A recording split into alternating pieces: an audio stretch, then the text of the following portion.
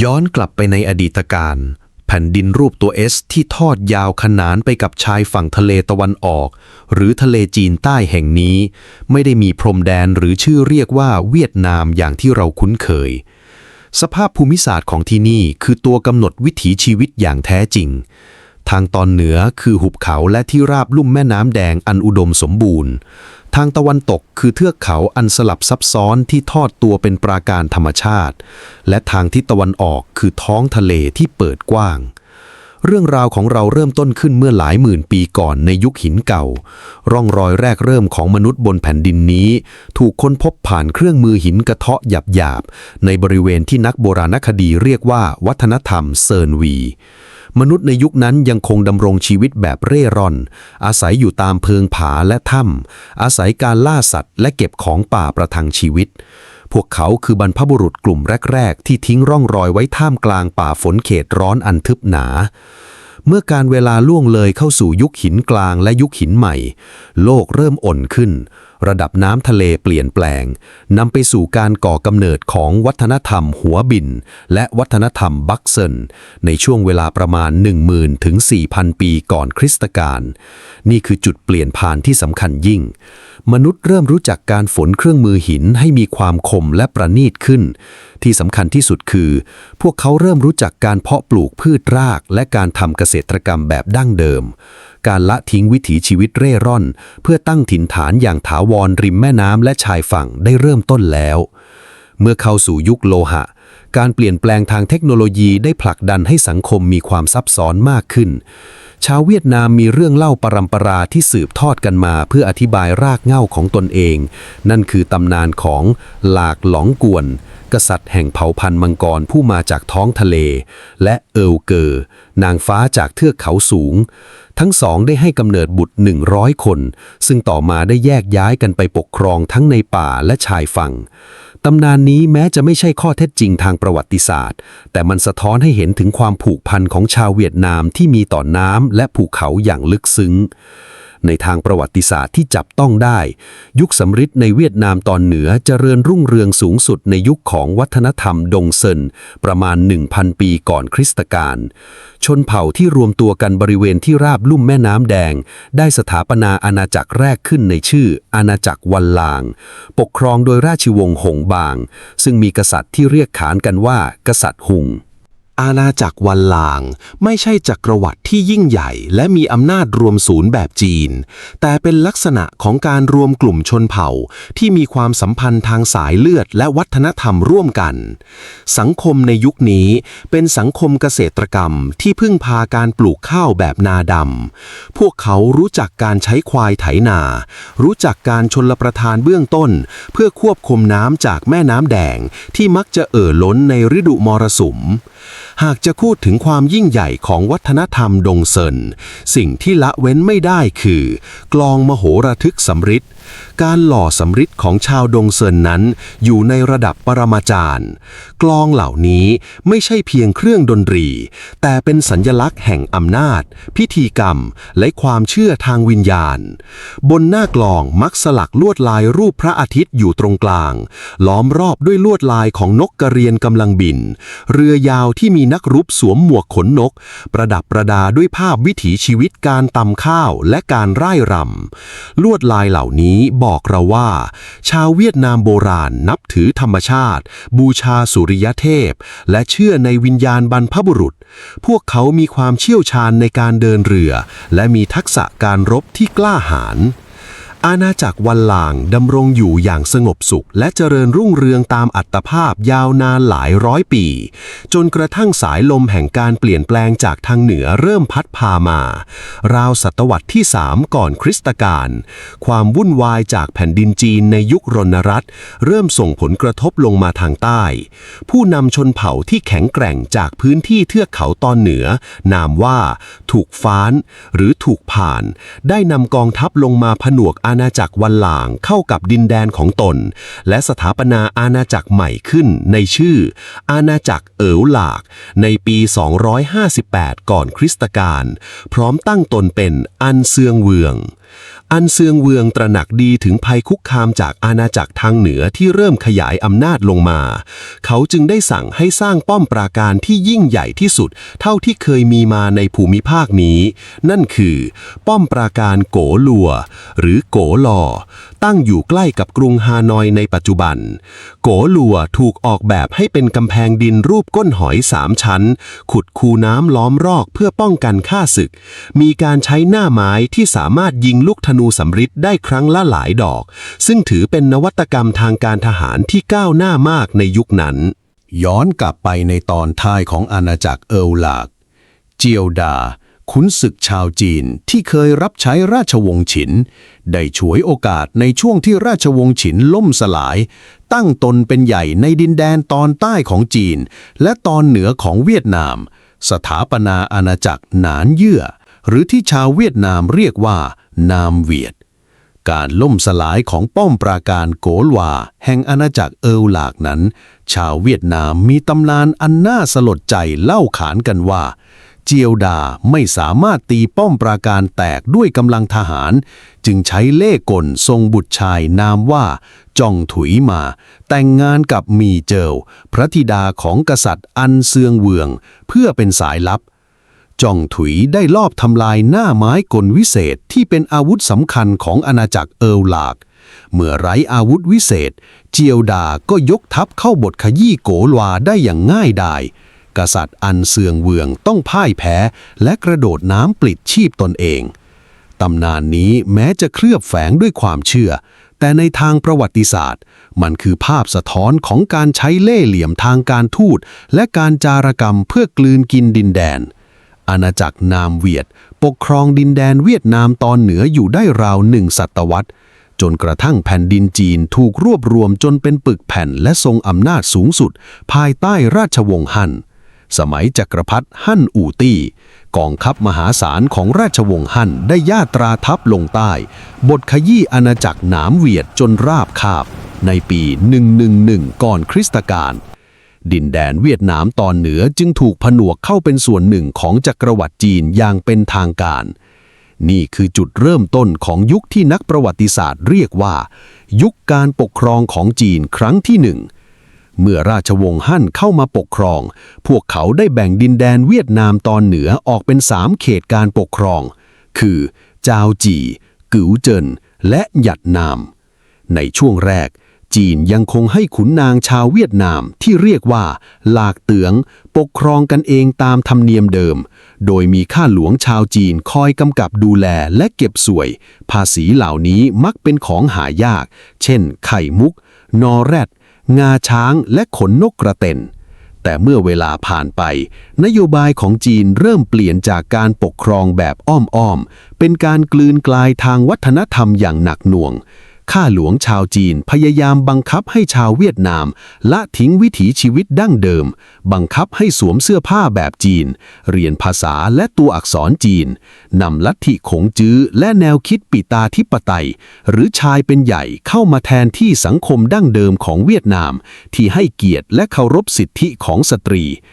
นอกจากนี้ยังมีการผูกขาดการค้าเกลือและเหล็กรวมทั้งการเก็บภาษีที่ขูดรีดอย่างหนักสร้างความเครียดแค้นให้แก่ชาวพื้นเมืองอย่างลึกซึ้ง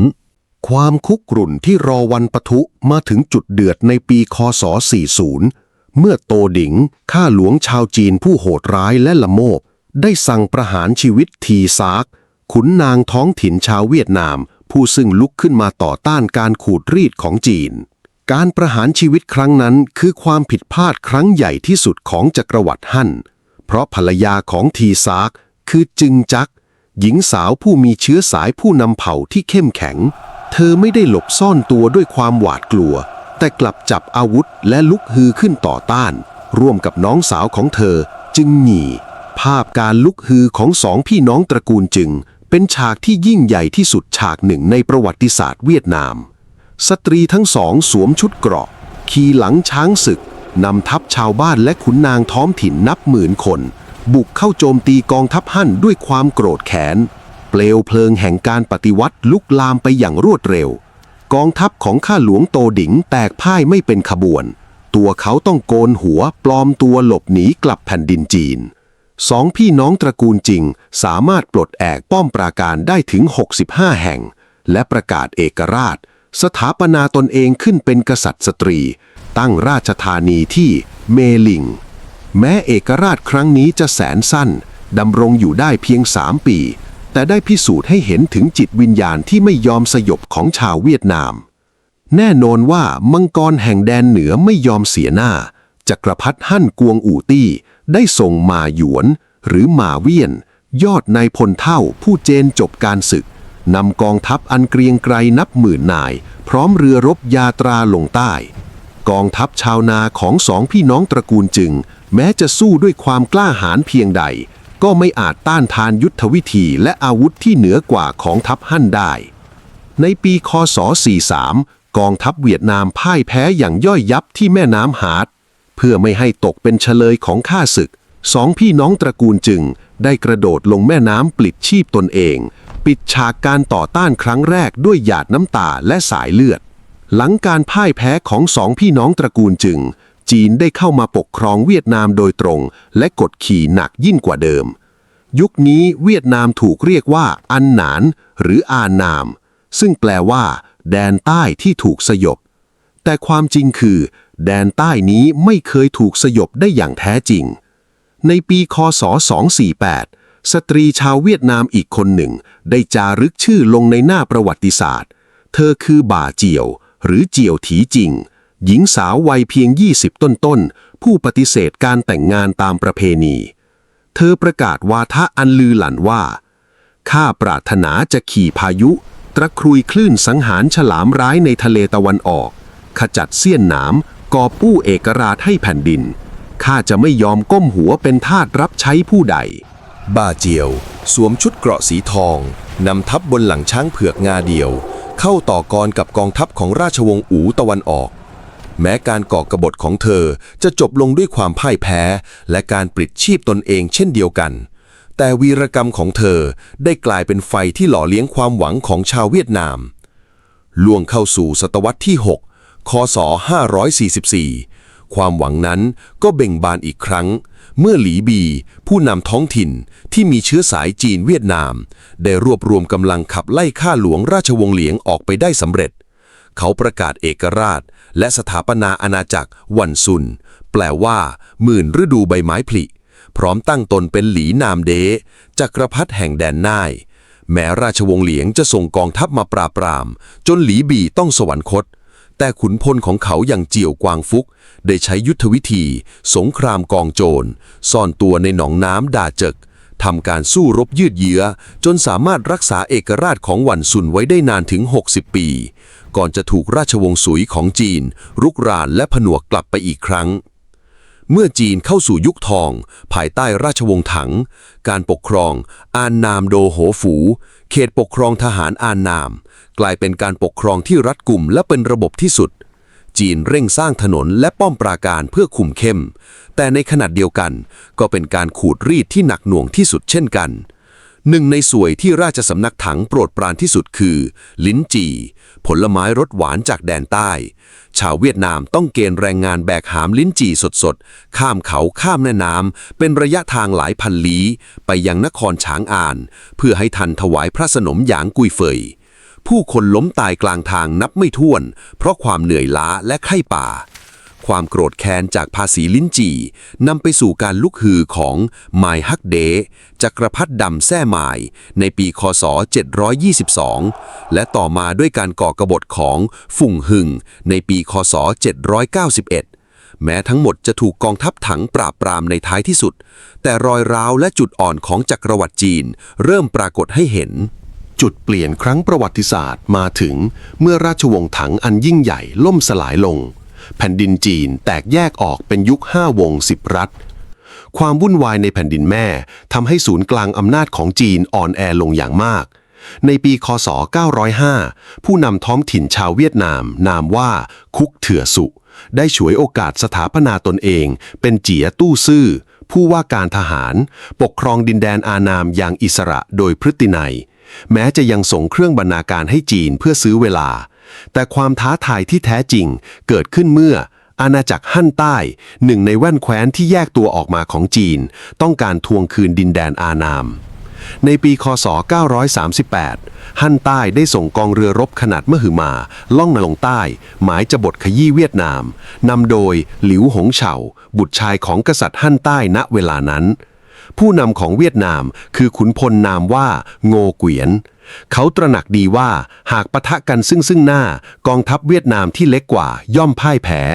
โงเกวียนจึงได้คิดค้นหนึ่งในยุทธวิธีที่ชาญฉลาดที่สุดในประวัติศาสตร์การทหาร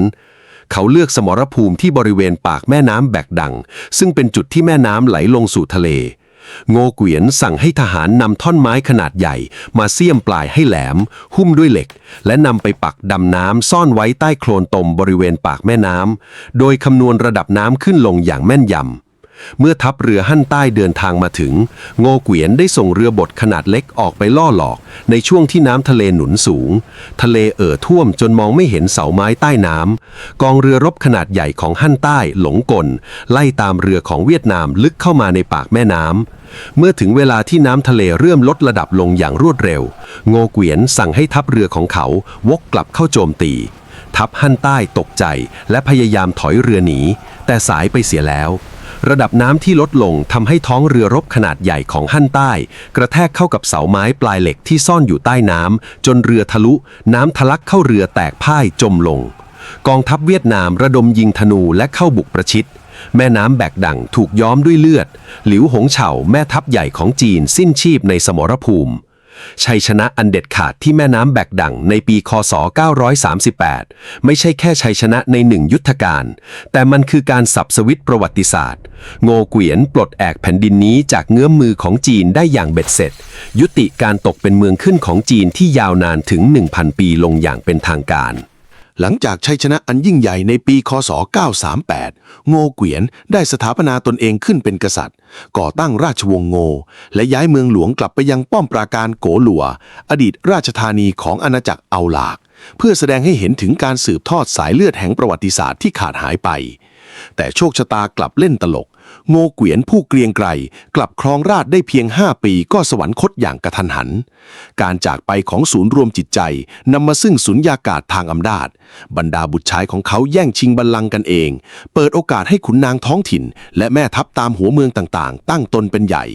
แผ่นดินที่เพิ่งรวมเป็นหนึ่งได้ไม่นานแต่กระจายออกเป็นเสี่ยงเข้าสู่ยุคมืดมิดที่นักประวัติศาสตร์เรียกว่ากบฏ12 ขุนศึกลวน12 ซื้อกุลแผ่นดินลุกเป็นไฟนานกว่า20 ปีผู้คนล้มตายขาดแคลนอาหารจนกระทั่งวีรบุรุษคนใหม่ได้ถือกำเนิดขึ้นไม่ใช่จากสายเลือดกษัตริย์แต่เป็นชายหนุ่มจากหมู่บ้านชาวนาผู้มีนามว่าดิงโบหลินดิงโบหลินเติบโตมาในหุบเขาที่สลับซับซ้อนของจังหวัดนิงบิงในวัยเด็กเขามักต้อนควายไปกินหญ้าและเล่นตั้งค่ายรบกับเด็กชาวบ้านโดยใช้ดอกหญ้าเหลาเป็นธงนำทัพทักษะความเป็นผู้นำของเขาฉายแววมาตั้งแต่นั้นเมื่อเติบใหญ่เขาได้รวบรวมไพร่พลและใช้ความเด็ดขาดผนวกกับยุทธวิธีทางทหารที่ชาญฉลาดปราบปรามขุนศึกทั้ง12ลงได้อย่างราบคาบในปีคศ 968เพื่อป้องกันการรุกรานจากภายนอกและกบฏจากภายในดิงโบหลินไม่เลือกที่ราบฮานอยเป็นเมืองหลวงแต่กลับเลือกหุบเขาฮวาลืออันเร้นลับที่รายล้อมด้วยภูเขาหินปูนสูงชันราวกับกำแพงสวรรค์เป็นปราการธรรมชาติที่ยากแก่การเข้าถึงและที่สำคัญที่สุดดิงโบหลินได้ทำสิ่งที่ผู้นำเวียดนามคนก่อนๆไม่กล้าทำเขาประกาศสถาปนาแผ่นดินนี้เป็นจักรวรรดินามว่าไดโกเวียดหรือรัฐเวียดที่ยิ่งใหญ่และตั้งตนเป็นดิงเตียนหวางหรือจักรพรรดิดิงองค์แรกการใช้คำว่าจักรพรรดิหรือเดแทนคำว่ากษัตริย์หรือวงเป็นการประกาศกล้าวเชิงสัญลักษณ์ว่าแดนใต้มีจักรพรรดิที่ยิ่งใหญ่และมีฐานะเทียบเท่ากับจักรพรรดิจีนทางตอนเหนือทุกประการแผ่นดินไดโกเวียดดูเหมือนจะมั่นคงแต่แล้วโศกนาฏกรรมก็บังเกิดดิงโบหลินและองค์รัชทายาทถูกลอบปลงพระชนโดยขุนนางในราชสำนักทิ้งให้แผ่นดินตกอยู่ในมือของบุตรชายวัย6 ขวบและพระนางเสืองเวินงาผู้เป็นพระมารดาข่าวความวุ่นวายนี้ล่วงรู้ไปถึงหูของจักรพรรดิจีนราชวงศ์ซ่งจีนเห็นเป็นโอกาสทองที่จะทวงคืนดินแดนอานนามจึงสั่งเตรียมกองทัพใหญ่ทั้งทางบกและทางน้ำบุกทะลวงลงมา เมื่อภัยคุกคามจอถึงหน้าประตูบ้านพระนางเซืองเวินงาทรงตัดสินพระไถ่อย่างเด็ดขาดและกล้าหาญยิ่งพระนางนำเสื้อคลุมมังกรอันเป็นสัญลักษณ์ของจักรพรรดิไปสวมให้กับเลหวนผู้บัญชาการทหารสูงสุดเพื่อมอบอำนาจเด็ดขาดในการนำทัพกู้ชาติเลหวนขึ้นครองราชย์เป็นจักรพรรดิสถาปนาราชวงศ์เลตอนต้น Early Lê Dynasty และนำทัพออกศึกเขาใช้ยุทธวิธีปักเสาไม้ใต้น้ำที่แม่น้ำแบกดังย้อนรอยชัยชนะของโงเกวียนทำลายกองเรือส่งจนย่อยยับและดักซุ่มโจมตีทัพบบกจีนที่ช่องเขาจีหลังจนแม่ทัพจีนตายในที่รบการปกป้องแผ่นดินครั้งนี้ทำให้เอกราชของเวียดนามแข็งแกร่งขึ้นจนจีนต้องยอมรับสถานะของด่ายโกเวียดราชวงศ์เลตอนต้นจบลงอย่างรวดเร็วเมื่อกษัตริย์องค์ต่อมาคือเลลองดิงเป็นทรราชที่โหดร้ายทารุณประชวรหนักจนต้องนอนว่าราชการและสิ้นพระชนม์ตั้งแต่อายุยังน้อยขุนนางและพระมหาเถระในราชสำนักจึงพร้อมใจกันอัญเชิญหลีกงอ่วนอดีตเด็กกำพร้าที่เติบโตในวัดพจน์และก้าวขึ้นมาเป็นหัวหน้าองครักษ์ขึ้นครองบัลลังก์สถาปนาราชวงศ์หลีในปีค.ศ. 1009หลีกงอ่วนหรือที่รู้จักในนามหลีท้ายโตทรงเล็งเห็นว่าเมืองหลวงฮัวลื่อแม้จะปลอดภัยแต่ก็คับแคบและถูกปิดกั้นด้วยภูเขาไม่เหมาะเป็นศูนย์กลางทางการค้าและการขยายตัวของอาณาจักรในปีค.ศ. 1010พระองค์จึงมีพระราชโองการให้ย้ายเมืองหลวงไปยังที่ราบลุ่มแม่น้ำแดงอันอุดมสมบูรณ์ตำนานเล่าว่าเมื่อขบวนเรือรบของพระองค์มาถึงที่ตั้งเมืองหลวงใหม่พระองค์ทรงทอดพระเนตรเห็นมังกรทองทะยานขึ้นจากแม่น้ำสู่ท้องฟ้าพระองค์จึงพระราชทานนามเมืองหลวงแห่งนี้ว่าทังหล่องมังกรเหินซึ่งก็คือกรุงฮานอยในปัจจุบันการย้ายเมืองหลวงครั้งนี้คือจุดเริ่มต้นของยุคทองของอารยธรรมเวียดนามอย่างแท้จริงราชวงศ์หลีปกครองเวียดนามยาวนานกว่า200 ปีนี่คือยุคที่เวียดนามก้าวออกจากร่มเงาวัฒนธรรมจีนและสร้างอัตลักษณ์ของตนเองอย่างชัดเจน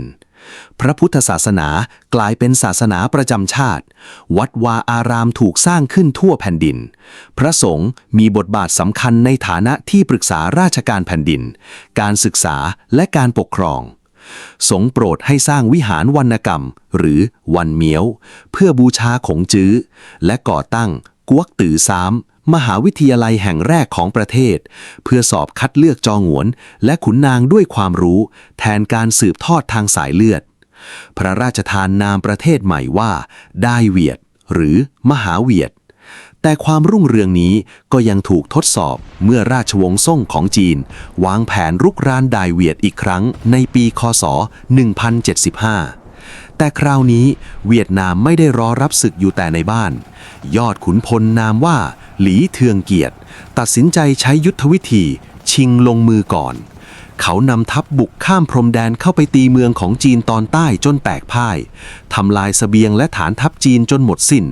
ก่อนจะถอยทัพกลับมาตั้งรับที่ริมแม่น้ำหยือเหงียดในสมรภูมิริมแม่น้ำขณะที่ทหารเวียดนามกำลังเสียขวัญจากกองทัพจีนที่บุกรุกเข้ามากลางดึกคืนหนึ่งหลีเทืองเกียรติได้ให้คนเข้าไปซ่องตัวในศาลเจ้าและเปล่งเสียงอ่านบทกวีที่ดังกึกก้องกังวานประดุจเสียงจากเทพยดาฟ้าดินบทกวีนั้นมีชื่อว่านามก๊วกเซินหาภูผาและแม่น้ำแห่งแผ่นดินใต้ซึ่งมีใจความว่าภูผาและแม่น้ำแห่งแดนใต้จักรพรรดิแห่งแดนใต้เป็นผู้ครอบครองสิ่งนี้ถูกจารึกเอาไว้อย่างชัดเจนในสมุดสวรรค์เหตุใดพวกศัตรูผู้รุกรานจึงกล้าล่วงล้ำเข้ามาพวกเจ้าจะต้องถูกบทขยี้จนพินาศย่อยยับบทกวีนี้ปลุกขวัญกำลังใจทหารเวียดนามอย่างฮึกเหิมและทำให้ทหารจีนหวาดกลัวจนเสียขวัญในที่สุดกองทัพซ่งก็ต้องยอมถอยทัพกลับไปบทกวีนามก๊วกเซินหานี้ได้รับการยกย่องให้เป็นคำประกาศเอกราชฉบับแรกในประวัติศาสตร์ของชนชาติเวียดนามการเปลี่ยนผ่านอำนาจจากราชวงศ์หลีสู่ราชวงศ์เจินไม่ได้เกิดจากสงครามนองเลือดแต่เกิดจากการวางแผนอย่างแยบยลของขุนนางทรงอิทธิพลนามว่าเจินถูโด เขาบีบบังคับให้กษัตริย์องค์สุดท้ายของราชวงศ์หลีสละราชสมบัติให้กับพระธิดาวัย7 พรรษานามว่าหลีเจียวห่วงซึ่งกลายเป็นจักรพรรดินีองค์แรกและองค์เดียวในประวัติศาสตร์เวียดนามจากนั้นเจินถูโดได้จัดการให้จักรพรรดินีน้อยอภิเษกสมรสกับหลานชายของตนคือเจินกันวัย8 ขวบและท้ายที่สุดก็บีบให้จักรพรรดินีสละราชบัลลังก์ให้กับพระสวามีในปีคศ 1225 ราชวงศ์หลีจึงปิดฉากลงและราชวงศ์เจินได้ถือกำเนิดขึ้นอย่างเป็นทางการเจินถูโดรู้ดีว่าการแย่งชิงบัลลังก์มักนำมาซึ่งสงครามกลางเมืองเขาจึงสร้างนวัตกรรมทางการเมืองที่เรียกว่าระบบท้ายเทืองห่วงหรือพระเจ้าย่าหรือพระบิดาหลวงคือเมื่อกษัตริย์ครองราชย์จนองค์รัชทายาทเติบโตเป็นผู้ใหญ่พอกษัตริย์จะสละราชสมบัติให้พระโอรสและก้าวขึ้นเป็นท้ายเทืองห่วงคอยไหว้ราชการและชี้แนะอยู่เบื้องหลังระบบนี้ทำให้การสืบราชสันตติวงศ์ของราชวงศ์เจินราบรื่นไร้กบฏแย่งชิงบัลลังก์และสร้างความเป็นปึกแผ่นอย่างที่ไม่เคยมีมาก่อนซึ่งความเข้มแข็งนี้เองที่ช่วยชีวิตชาวเวียดนามให้รอดพ้นจากภัยพิบัติที่กำลังคืบคลานมาจากทุ่งหญ้าสเต็ปในช่วงศตวรรษที่ 13ไม่มีสิ่งใดที่โลกหวาดกลัวไปกว่าจักรวรรดิมองโกลกองทัพม้าธนูของเจงกิสข่านและทายาทได้กวาดล้างอาณาจักรต่างๆตั้งแต่ยุโรปตะวันออกไปจนถึงตะวันออกกลางและจีนตอนเหนือเมื่อมองโกลต้องการบดขยี้ราชวงศ์ซ่งใต้ของจีนให้สิ้นซากพวกเขาจำเป็นต้องตีโอบจากทางทิศใต้ซึ่งหมายความว่าต้องเดินทัพผ่านแผ่นดินด่ายเวียดในปีคศ 1258 อุริยังคาไดขุนพลมองโกลนำทัพม้านับหมื่นบุกทะลุทะลวงเข้าสู่ด่ายเวียดกองทัพเวียดนามพยายามตั้งรับแต่ไม่อาจต้านทานความเร็วและยุทธวิธีของทัพม้ามองโกลได้กษัตริย์เจินท้ายตรงทรงตระหนักว่าหากรบซึ่งหน้าอาณาจักรต้องพินาศพระองค์จึงมีรับสั่งให้ใช้ยุทธวิธีเวือนคงหยาจงหรือการทำลายล้างเพื่อไม่ให้ศัตรูได้ใช้ประโยชน์ชาวเมืองทางลองหรือฮานอยอพยพทิ้งเมืองจนหมดสิ้นนำเสบียงอาหารไปด้วยและเผาสิ่งที่นำไปไม่ได้เมื่อทัพมองโกลบุกเข้าเมืองหลวงพวกเขาพบเพียงเมืองร้างที่ไม่มีแม้แต่ข้าวสารสักเม็ดกองทัพม้าที่คุ้นชินกับทุ่งหญ้าเริ่มขาดแคลนเสบียงเผชิญกับสภาพอากาศร้อนชื้นและโรคระบาดในเขตร้อนเมื่อทัพมองโกลอ่อนล้ากองทัพไดเวียดก็เริ่มตีโต้กลับด้วยยุทธวิธีจรยุทธ์จนทัพมองโกลทนไม่ไหวต้องถอยร่นกลับไปไดเวียดเอาตัวรอดมาได้จากการบุกครั้งแรกราวกับปาฏิหาริย์เกือบ30 ปีต่อมากุบไลข่านผู้สถาปนาราชวงศ์หยวนในจีนได้ปราบราชวงศ์ซ่งจนราบคาบและเบนเข็มทิศกลับมายังแดนใต้อีกครั้งคราวนี้พระองค์ทรงบุตรชายนามว่าโทกอนนำกองทัพมหึมาที่คาดว่ามีกำลังพลหลักแสนคนบุกไดเวียดทั้งทางบกและทางทะเลก่อนศึกใหญ่จะเริ่มขึ้นไทเทืองห่วงเจินทันตงได้เรียกประชุมเหล่าผู้อาวุโสจากทั่วทุกหมู่บ้านทั่วประเทศที่ตำหนักเซียนหงเพื่อขอมติว่าไดเวียดควรยอมจำนนเพื่อรักษาชีวิตหรือควรสู้เพื่อรักษาเอกราชบันทึกประวัติศาสตร์ระบุว่าผู้อาวุโสทุกคนต่างตะโกนพร้อมกันเป็นเสียงเดี่ยวดังกึกก้องว่าดันสู้การประชุมนี้ถือเป็นสัญลักษณ์ของประชาธิปไตยทางทหารและการรวมเป็นน้ำหนึ่งใจเดียวกันของคนทั้งชาติผู้บัญชาการทหารสูงสุดในศึกครั้งนี้คือยอดขุนพลเจินฮึ่งดาวผู้ซึ่งได้รับการยกย่องให้เป็นเทพเจ้าแห่งสงครามของเวียดนามในเวลาต่อมาท่านได้แต่งคำประกาศแก่ทหารหารหรือหิกเตื้องสีปลุกระดมความรักพาดอย่างรุนแรงทหารเวียดนามทุกคนสักอักษรจีน2 ตัวไว้ที่แขนซ้ายว่าซาดทาร์ตสังหารมองโกลยุทธวิธีเดิมถูกนำมาใช้อีกครั้งทางลองถูกทิ้งร้างโทกรบุกเข้าเมืองได้แต่วิ่งเต้นอยู่ท่ามกลางความว่างเปล่าทัพเวียดนามล่าถอยลงใต้เพื่อยืดเส้นทางลำเลียงเสบียงของศัตรูเมื่อฤดูร้อนมาถึงโรคระบาดและความอดอยากกัดกินทัพหยวนเจิ้นฮึ่งดาวจึงสั่งบุกโต้กลับอย่างสายฟ้าแลบโทกรพ่ายแพ้ยับเยินและต้องหลบซ่อนอยู่ในท่อทองแดงเพื่อหนีตายกลับจีนสร้างความอัปยศให้แก่มหาอาณาจักรหยวนเป็นอย่างยิ่งกุบไลข่านกริ้วจัดส่งระดมสรรพกำลังครั้งมโหฬารยิ่งกว่าเดิมในปีคศ 1287 โทกรกลับมาอีกครั้งพร้อมกองเรือรบเสบียงขนาดมหึมานำโดยขุนพลโอหมาโอมาหวังจะแก้แค้นและบทขยี้ดายเวียดให้จมดินแต่เจินฮึงดาวตรันฮึงดาวได้อ่านเกมล่วงหน้าไว้แล้วท่านรู้ว่าจุดอ่อนที่สุดของกองทัพขนาดใหญ่คือเสบียงกองทัพเวียดนามจึงดักซุ่มโจมตีทำลายกองเรือเสบียงของมองโกลจนพินาศเมื่อไม่มีเสบียงทัพบกของโทกรก็ระสำระสายและต้องสั่งถอยทัพกลับทางทะเลเจินฮึงดาวตัดสินใจใช้แผนที่เคยปกป้องเอกราชเมื่อ300 ปีก่อนยุทธวิธีเสาไม้ใต้น้ำที่แม่น้ำแบกดังเสาไม้สนปลายแหลมหุ้มเหล็กนับพันต้นถูกปักซ่อนไว้ใต้โคลนตมบริเวณปากแม่น้ำกองเรือเวียดนามล่อให้กองเรือของโอหมาไล่ตามเข้ามาในช่วงน้ำขึ้นและเมื่อน้ำทะเลลดระดับกองเรือมหาอำนาจหยวนก็กระแทกเข้ากับขวากหนามมรณะเรือรบมองโกลแตกพินาศกว่า400 ลำทหารมองโกลจมน้ำและถูกสังหารเกือบทั้งกองทัพโอหมาถูกจับเป็นเฉลยชัยชนะที่แม่น้ำแบกดั่งในปี 1288 ไม่เพียงแต่ยุติความทะเยอทะยานของมองโกลที่มีต่อเวียดนามอย่างถาวรแต่ยังทำให้จักรวรรดิมองโกลที่ไร้พ่ายต้องหยุดชะงักการขยายอำนาจลงสู่เอเชียตะวันออกเฉียงใต้ได้เวียดผงาดขึ้นเป็นอาณาจักรที่ไม่ว่ามหาอำนาจใดก็ไม่กล้าล่วงล้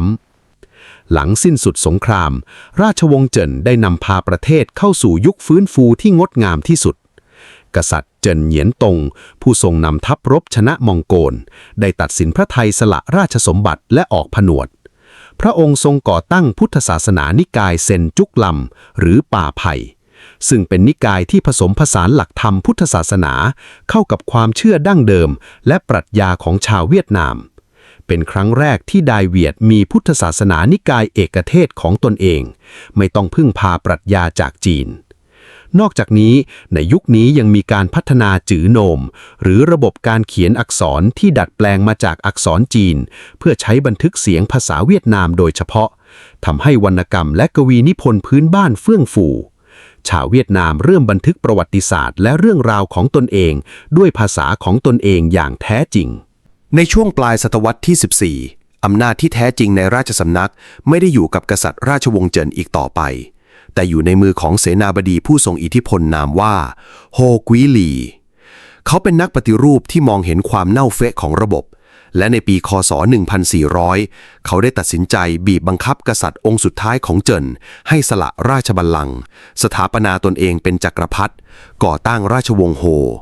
เปลี่ยนชื่อประเทศเป็นด่ายงูความสงบสุขที่ยิ่งใหญ่โฮกวีลีดำเนินนโยบายปฏิรูปแบบถอนรากถอนโคนเขาจำกัดการครอบครองที่ดินของขุนนาง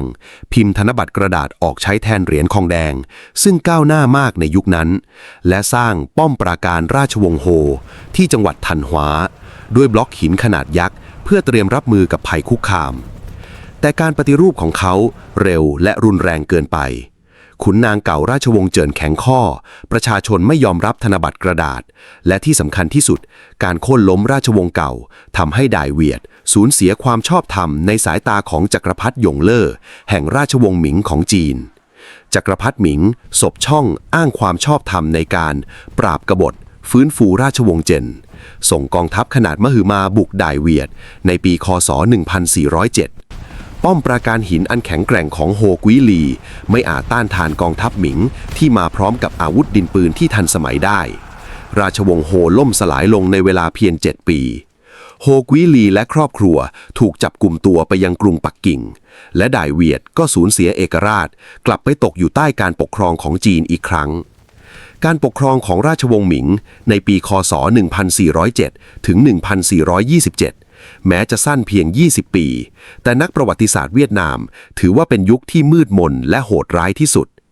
จักรพรรดิหยงเล่อไม่ได้ต้องการแค่ดินแดนและสวยแต่ต้องการลบอัตลักษณ์ของชาวเวียดนามให้สูญสิ้นพระองค์มีรับสั่งให้นำตำราวรรณกรรมและบันทึกประวัติศาสตร์ทั้งหมดของเวียดนามกลับไปเผาทำลายหรือเก็บไว้ที่จีนทำลายศิลาจารึกทุบทำลายวัดวาอาราม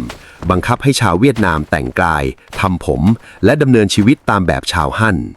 นอกจากนี้ยังเกณฑ์แรงงานชาวเวียดนามไปทำงานเหมืองและงมหาไข่มุกด้วยความทารุณ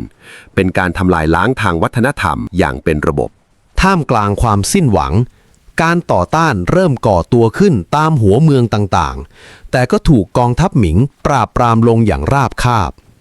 จนกระทั่งแสงสว่างแห่งความหวังได้จุดประกายขึ้นที่หุบเขาลามเซินในจังหวัดทันหวาเล่หลอยเป็นเศรษฐีดินและผู้นำชุมชนในลามเซินเขาไม่ใช่เชื้อพระวงศ์หรือขุนนางใหญ่แต่เป็นผู้ชายธรรมดาที่ทนเห็นความทุกข์ยากของเพื่อนร่วมชาติไม่ได้ในปีคศ 1418 เล่หลอยได้ประกาศตัวเป็นผู้นำการต่อต้านราชวงศ์หมิงก่อตั้งขบวนการลามเซินพร้อมด้วยสหายร่วมสาบานที่สาบานตนในป่าเต้าเซ้าว่าจะกู้ชาติให้จงได้ตำนานเล่าว่าสวรรค์ได้ประทานความชอบธรรมให้แก่เล่หลอยผ่านเรื่องเล่าของดาบทวนเทียนดาบประกาศิทธิ์สวรรค์มีเรื่องเล่าว่าชาวประมงคนหนึ่งได้เหวี่ยงแหติดใบดาบสนิมเคราะห์จากใต้ทะเลสาบเมื่อเล่หลอยได้จับใบดาบนั้นมันกลับส่องแสงประกายวาววับและต่อมาเขาได้พบด้ามดาบที่สลักคำว่าทวนเทียนบนต้นไม้ใหญ่เมื่อนำมาประกอบกันดาบเล่มนี้ได้กลายเป็นสัญลักษณ์แห่งสวรรค์ที่มอบหมายให้เขาเป็นผู้กอบกู้แผ่นดินในความเป็นจริงทางประวัติศาสตร์ขบวนการลามเซินในช่วงแรกนั้นอ่อนแอมากเล่หลอยต้องพากองกำลังหนีหัวสุกหัวสุนเข้าไปหลบซ่อนในภูเขาจีหลินหลายครั้งกองทัพของเขาขาดแคลนเสบียงจนต้องฆ่าช้างศึกและม้าเพื่อประทังชีวิตมีครั้งหนึ่งที่ทัพหมิงล้อมภูเขาไว้จนหมดทางรอดเดียวคือต้องมีคนเสียสละขุนพลคนสนิทนามว่าเลลายได้สวมเสื้อคลุมของเลหลอยปลอมตัวเป็นผู้นำและขี่ช้างนำกองกำลังพุ่งเข้าชนทัพหมิงเลลายถูกฆ่าตายแต่การเสียสละของเขาทำให้ทัพหมิงเข้าใจผิดว่าเลหลอยตายแล้วจึงถอนกำลังออกไปเปิดทางให้เลหลอยตัวจริงหลบหนีและรวบรวมกำลังขึ้นใหม่ได้วีรกรรมของเลลายกลายเป็นสัญลักษณ์แห่งความจงรักภักดีที่ชาวเวียดนามยกย่องมาจนถึงทุกวันนี้หลังจากซุ่มซ่อนและสั่งสมกำลังนานเกือบ10 ปีขบวนการลามเซินก็แข็งแกร่งพอที่จะเปิดฉากรุกเล่หลอยได้รับการสนับสนุนจากนักปราชญ์ผู้ยิ่งใหญ่นามว่าเหงียนจ๋ายผู้ซึ่งเปรียบเสมือนมันสมองและเสนาธิการใหญ่ของกองทัพเหงียนจ๋ายใช้ยุทธวิธีโจมตีที่หัวใจหรือตำกงโดยการเขียนจดหมายเกลียวกล่อมให้แม่ทัพหมิงยอมแพ้และใช้จิตวิทยาทำลายขวัญกำลังใจทหารศัตรูในปีคศ 1426 กองทัพลามเซินได้รับชัยชนะครั้งใหญ่ในยุทธการต๊ดดงจุกดงทำลายทัพหมิงไปกว่า 50,000 นายและบุกปิดล้อมเมืองดงกวานหรือกรุงฮานอยซึ่งเป็นศูนย์กลางการปกครองของจีนราชสำนักหมิงตื่นตระหนกส่งกองทัพหนุนขนาดมหึมานับแสนคนนำโดยแม่ทัพหลิวเชิงลงมาช่วยแก้แค้นเล่หลอยและเหงียนจ๋ายรู้ว่าการรุกปะทะกับทัพใหญ่ตรงๆคือความตายจึงใช้ยุทธวิธีหลอกล่อให้ทัพของหลิวเชิงเดินทัพเข้ามาในภูมิประเทศที่เสียเปรียบนั่นคือช่องเขาจีหลังแพสพื้นที่แคบๆที่ขนาบด้วยภูเขาสูงชันและโคลนตมทัพลามเซินแกล้งทำเป็นพ่ายแพ้หล่อให้หลิวเชิงขี่ม้านำทัพล่วงหน้าเข้ามาในช่องเขาเมื่อเข้ามาถึงจุดซุ่มโจมตี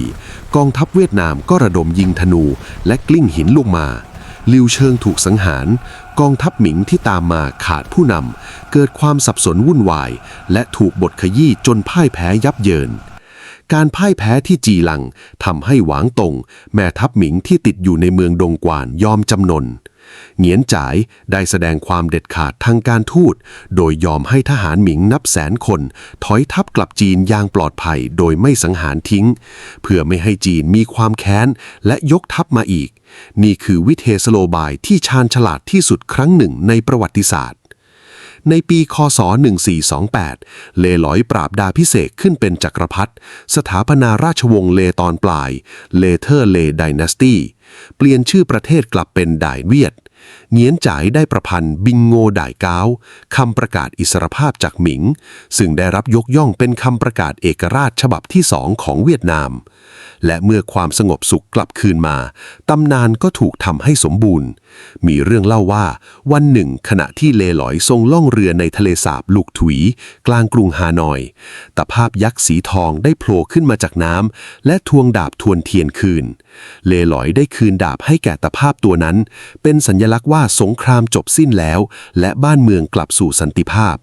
ทะเลสาบแห่งนั้นจึงถูกเปลี่ยนชื่อเป็นทะเลสาบฮวานเกียมหรือทะเลสาบคืนดาบซึ่งเป็นสัญลักษณ์สำคัญของกรุงฮานอยมาจนถึงปัจจุบัน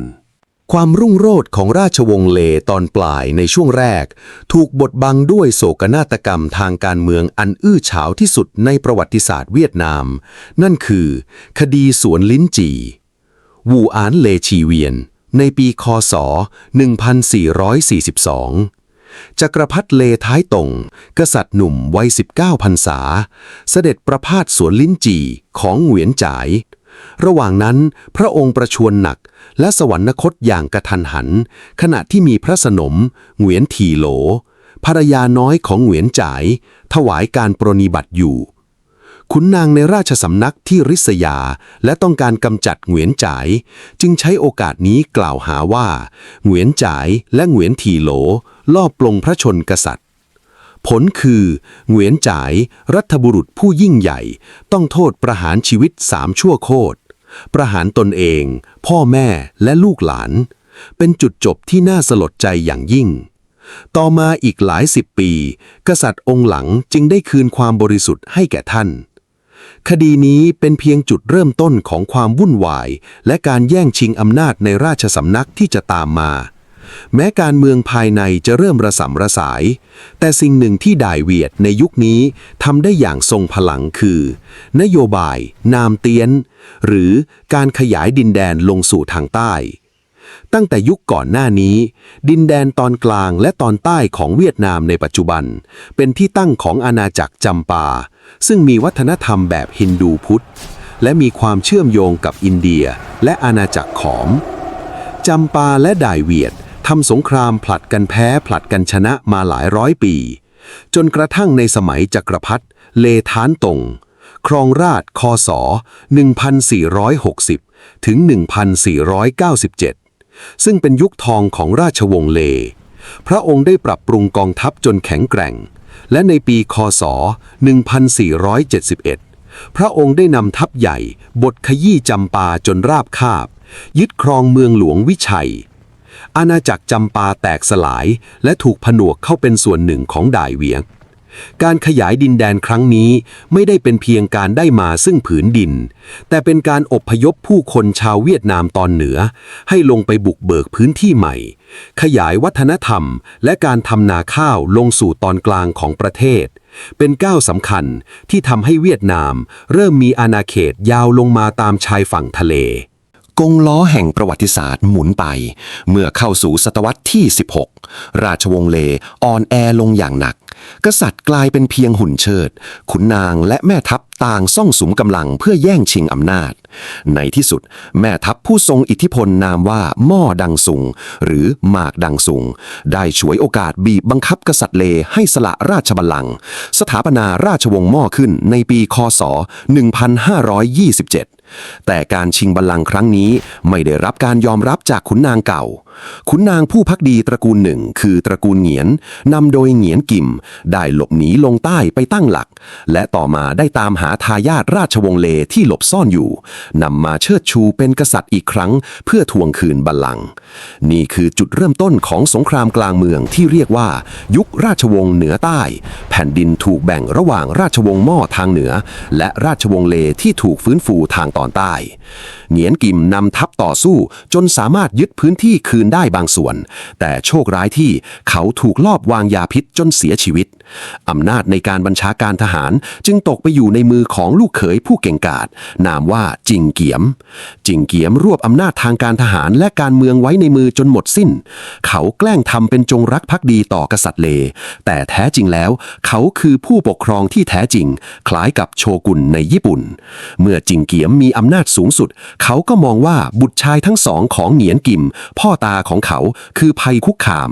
จิงเกียมลอบสังหารบุตรชายคนโตของเหงียนกิมทิ้งเสียเมื่อบุตรชายคนเล็กนามว่าเหงียนหวงเห็นดังนั้นก็รู้ตัวว่าขืนอยู่ต่อไปก็ต้องตายแน่เหงียนหวงจึงไปขอคำปรึกษาจากนักปราชญ์ชื่อดังเหงียนบิงเขียมซึ่งได้ให้คำใบ้ปริศนาว่าเทือกเขาฮวยเหงียนหรือฮวนเซินแม้จะเล็กแต่ซ่อนตัวได้10,000 ชั่วอายุคนเหงียนหวงเข้าใจความหมายทันทีเขาจึงแซงทำเป็นป่วยและขอร้องจิงเกียมให้ส่งตนไปปกครองดินแดนถ่วนหัวซึ่งเป็นดินแดนที่ห่างไกลทุรกันดารและเต็มไปด้วยอันตรายทางตอนใต้จิงเกียมเห็นว่าเป็นการกำจัดเสี้ยนหนามไปให้พ้นผางจึงยอมตกลง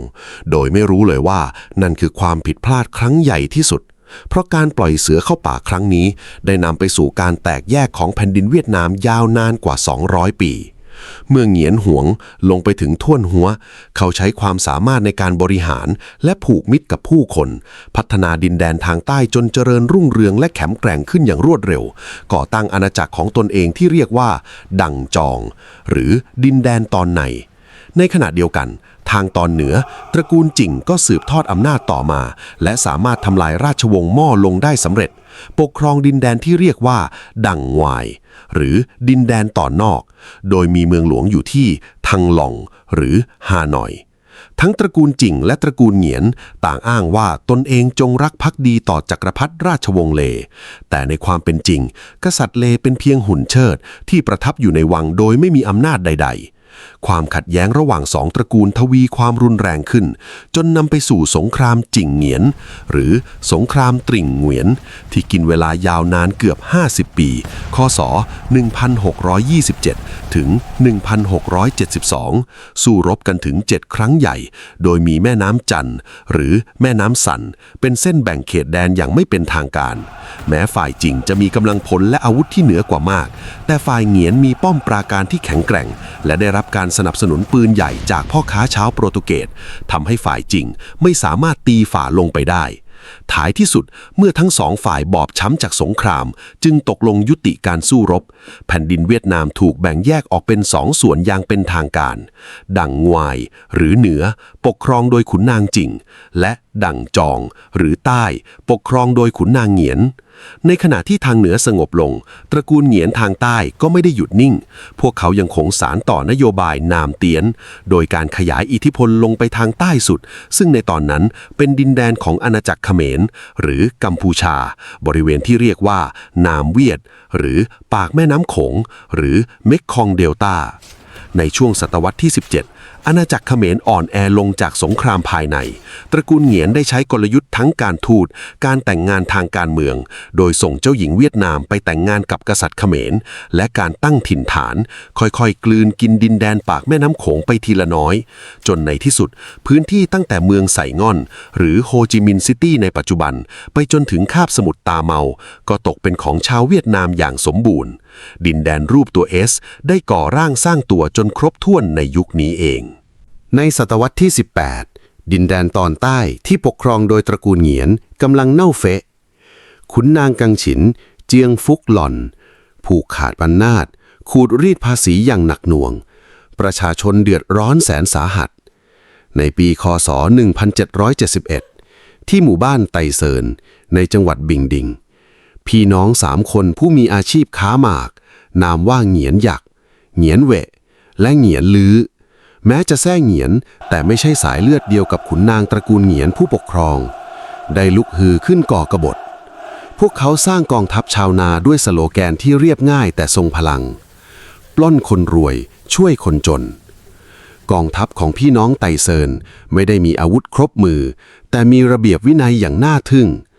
พวกเขาไม่ปล้นสะดมชาวบ้านแต่พุ่งเป้าไปที่คฤหาสน์ของขุนนางทุจริตยึดเสบียงมาแจกจ่ายทำให้ขบวนการนี้ได้รับแรงสนับสนุนอย่างมหาศาลราวกับไฟลามทุ่งกบฏไตเซินขยายตัวอย่างรวดเร็วบทขยี้กองทัพของตระกูลเหงียนจนพ่ายแพ้ยับเยินภายในเวลาไม่กี่ปีพวกเขาสามารถยึดเมืองดาดัง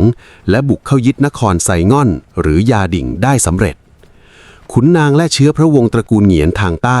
ถูกสังหารหมู่จนเกือบสิ้นซาก เหลือเพียงเด็กหนุ่มวัย15 ปี นามว่าเหงียนอั๋นที่หลบหนีเอาชีวิตรอดไปได้อย่างหวุดหวิดเหงียนอั๋นผู้สูญเสียทุกสิ่งได้หลบหนีไปลี้ภัยในอาณาจักรสยามสมัยรัชกาลที่ 1และขอร้องให้กองทัพสยามช่วยทวงคืนอำนาจสยามเห็นเป็นโอกาสที่จะขยายอิทธิพลจึงส่งทัพเรือและทัพบกกว่า 50,000 นายและเรือรบกว่า300 ลำบุกเข้าสู่บริเวณปากแม่น้ำโขงกองทัพสยามรุกคืบเข้าไปในดินแดนเวียดนามใต้ตอนใต้ด้วยความรวดเร็วแต่เงียนเหวผู้นำทางการทหารที่เก่งกาจที่สุดของไตเซินได้เตรียมแผนรับมือไว้แล้วเขาไม่เลือกการปะทะซึ่งหน้าแต่ลวงให้กองเรือสยามลวงเข้าไปในลำน้ำที่คับแคบและคดเขียวบริเวณซักเกิมสวายมุดเมื่อกองเรือสยามมาถึงจุดซุ่มเหงียนเหวสั่งให้กองทัพไตเซินระดมยิงปืนใหญ่จาก2 ฝั่งแม่น้ำและส่งเรือไฟเข้าพุ่งชนกองเรือสยามที่แออัดอยู่ในร่องน้ำแคบๆไม่สามารถหันเรือหนีได้ถูกทำลายล้างแทบทั้งกองทัพชัยชนะครั้งนี้ทำให้เหงียนเหวได้รับการยกย่องให้เป็นยอดขุนพลและทำให้การแทรกแซงจากสยามต้องหยุดชะงักลงเมื่อจัดการกับภัยทางใต้ได้แล้วเหงียนเหวก็เบนเข็มทิศขึ้นเหนือภายใต้ข้ออ้างว่าทำลายตระกูลจิ่งฟื้นฟูราชวงศ์เลกองทัพของตระกูลจิ่งที่อ่อนแอและคุ้นชินแต่ความสุขสบายแตกพ่ายไม่เป็นขบวนภายในเวลาไม่ถึง1 เดือนเหงียนเหวก็สามารถยึดกรุงทางลองได้สำเร็จปิดฉากอำนาจของตระกูลจิ่งที่ยาวนานกว่า200 ปีเหงียนเหวถวายอำนาจคืนแด่กษัตริย์ราชวงศ์เลตามข้ออ้างและแต่งงานกับเจ้าหญิงหงอกเฮินเพื่อสร้างความชอบธรรมแต่ความสงบก็อยู่ได้ไม่นานเมื่อกษัตริย์เลเจียวทงผู้โง่เขลาหวาดระแวงอำนาจของเต่ยเซินจึงตัดสินใจทำสิ่งที่ชาวเวียดนามถือว่าทรยศชาติที่สุดคือการหนีไปขอกำลังสนับสนุนจากราชวงศ์ชิงของจีนจักรพรรดิเฉียนหลงแห่งราชวงศ์ชิงสบโอกาสที่จะอ้างความชอบธรรมในการแทรกแซงจึงส่งทัพใหญ่นับแสนนายนำโดยแม่ทัพซุนซื่ออี้บุกเข้ายึดกรุงทางหลองกองทัพเตยเซินที่รักษาเมืองต้องล่าถอยเมื่อข่าวการเสียเมืองทางหลองไปถึงหูเหงียนเหวที่ตอนใต้เขาตัดสินใจขั้นเด็ดขาดประกาศปราบดาพิเศษตนเองขึ้นเป็นจักรพรรดิสถาปนาราชวงศ์เตยเซินและใช้พระนามว่ากวางจุงเพื่อระดมความรักชาติให้ถึงขีดสุดจักรพรรดิกวางจุงนำทัพบุกขึ้นเหนือในช่วงเทศกาลตรุษจีนปีคริสตศักราช 1789 ซึ่งเป็นเวลาที่ทหารชิงกำลังเฉลิมฉลองและหย่อนยานวินัยกองทัพเตยเซินใช้ยุทธวิธีเคลื่อนที่เร็วหามกันไปในเปลหย่อนสลับกันเดินและพักทำให้ไปถึงทางหล่องเร็วกว่าที่คาดไว้หลายวันการโจมตีเป็นไปอย่างสายฟ้าแลบกองทัพเตยเซินใช้แผ่นไม้หุ้มฟางเปียกน้ำเป็นโล่บังกระสุนปืนบุกประชิดค่ายทหารชิงแตกตื่นหนีตายโอลหม่านซุนซื่ออี้แม่ทัพใหญ่ต้องหนีเอาชีวิตรอดโดยไม่ทันใส่รองเท้าพระสะพานข้ามแม่น้ำแดงพังทลายทหารชิงจมน้ำตายและถูกสังหารนับหมื่นชัยชนะครั้งนี้ได้รับการยกย่องว่าเป็นหนึ่งในชัยชนะที่ยิ่งใหญ่ที่สุดในประวัติศาสตร์เวียดนามและทำให้ชื่อของกวางจุงเป็นอมตะแม้เตยเซินจะยิ่งใหญ่เพียงใดแต่วาระสุดท้ายก็มาถึงอย่างรวดเร็วจักรพรรดิกวางจุงเหงียนเหวสวรรคตอย่างกระทันหันในปีคริสตศักราช 1792 ด้วยวัยเพียง 40 ปีทิ้งให้บัลลังก์ตกอยู่ในมือของบุตรชายวัยเยาว์ความขัดแย้งในภายในราชวงศ์เตยเซินเริ่มปะทุขึ้นนี่คือโอกาสที่เหงียนอั๋นสายเลือดสุดท้ายของตระกูลเหงียนที่หลบหนีไปได้รอคอยมานานเหงียนอั๋นได้รับความช่วยเหลือจากบิชอปทินแยงเดอเบฮานมิชชันนารีชาวฝรั่งเศสซึ่งช่วยจัดหาอาวุธเรือรบและทหารรับจ้างชาวฝรั่งเศสมาฝึกสอนกองทัพของเหงียนอั๋นตามแบบตะวันตกด้วยเทคโนโลยีทางการทหารที่เหนือกว่าผนวกกับความแตกแยกของเตยเซินกองทัพของเหงียนอั๋นค่อยๆบุกยึดดินแดนคืนทีละเมืองจากใต้ขึ้นเหนือในที่สุดในปีคริสตศักราช 1802 กองทัพของเหงียนอั๋นก็สามารถบดขยี้ราชวงศ์เตยเซินจนราบคาบยึดกรุงทางหล่องได้สำเร็จหลังจากการแตกแยกยาวนานกว่า 250 ปีเหงียนอั๋นได้รวบรวมแผ่นดินเวียดนามตั้งแต่เหนือจรดใต้ให้เป็นปึกแผ่นอย่างสมบูรณ์แบบที่สุดเขาปราบดาพิเศษขึ้นเป็นจักรพรรดิองค์แรกแห่งราชวงศ์เหงียนทรงพระนามว่าจักรพรรดิยาลอง พระองค์ทรงย้ายเมืองหลวงมาไว้ที่ศูนย์กลางของประเทศคือนครเวเพื่อให้ง่ายต่อการปกครองทั้งภาคเหนือและภาคใต้และทรงขอเปลี่ยนชื่อประเทศกับราชวงศ์ชิงจนได้ชื่อใหม่ว่าเวียดนามซึ่งใช้อย่างเป็นทางการครั้งแรกกษัตริย์องค์ต่อมาของราชวงศ์เหงียนโดยเฉพาะจักรพรรดิมิงหม่างและจักรพรรดิตือดึกทรงมองว่าการเข้ามาของชาวตะวันตกโดยเฉพาะมิชชันนารีสอนศาสนาคริสต์คาทอลิกคือภัยคุกคามที่ร้ายแรงต่อรากฐานทางวัฒนธรรมและอำนาจของราชบัลลังก์คำสอนที่ว่ามนุษย์ทุกคนเท่าเทียมกันต่อหน้าพระเจ้าขัดแย้งอย่างรุนแรงกับระบบชนชั้นของขงจื้อที่กษัตริย์คือโอรสสวรรค์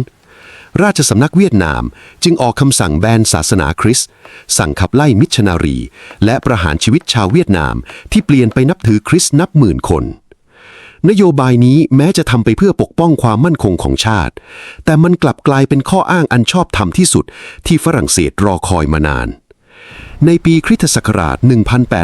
1858 ภายใต้การนำของจักรพรรดินโปเลียนที่ 3 ฝรั่งเศสได้ร่วมมือกับสเปนซึ่งมีมิชชันนารีถูกประหารด้วยเช่นกันส่งกองเรือรบมาอย่างเวียดนามอ้างว่าเพื่อปกป้องเสรีภาพในการนับถือศาสนาและทวงความยุติธรรมให้ผู้พลีชีพแต่เป้าหมายที่แท้จริงเบื้องหลังไม้กางเขนนั้นคือการยึดครองดินแดนสิงหาคมคริสตศักราช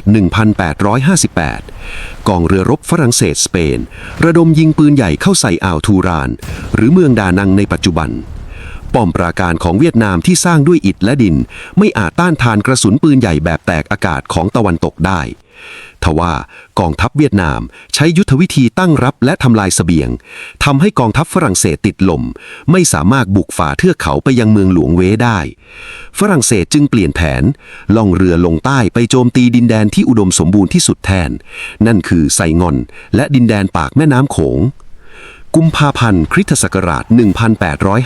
1859 ป้อมปราการไซงอนแตกพ่ายราชสำนักเวพยายามส่งกองทัพมาทวงคืนแต่ก็พ่ายแพ้ต่อเทคโนโลยีอาวุธที่เหนือกว่าอย่างสิ้นเชิงในที่สุดปีคริสตศักราช 1862 จักรพรรดิตือดึกที่กำลังเผชิญกับการก่อกบฏในภาคเหนือด้วยจำใจต้องเซ็นสนธิสัญญาไซงอน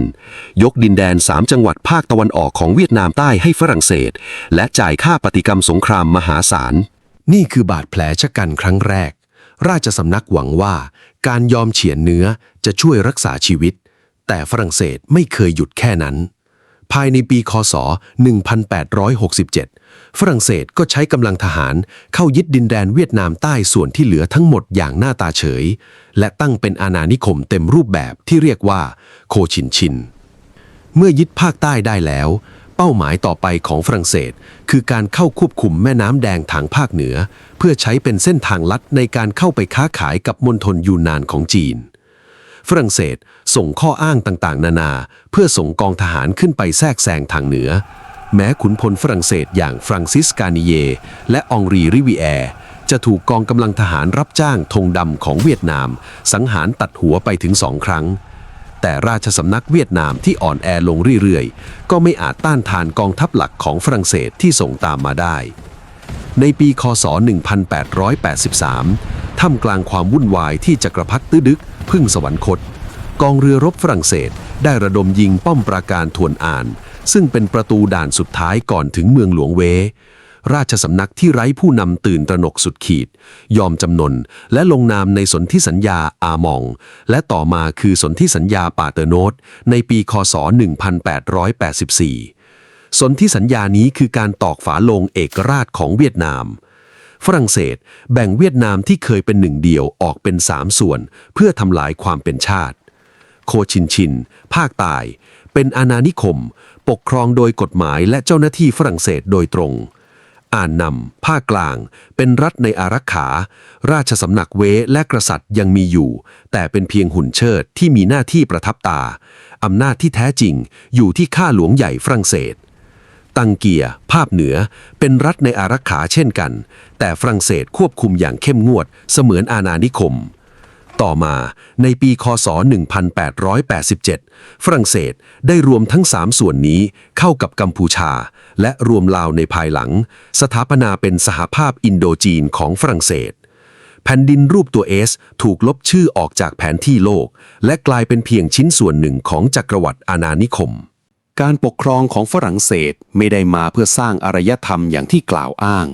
แต่มันคือการขูดรีดอย่างเป็นระบบในยุคของผู้สำเร็จราชการปอนดูแมร์คศ 1897 ถึง 1902 อินโดจีนถูกเปลี่ยนให้กลายเป็นเครื่องจักรทำเงินให้แก่ปารีส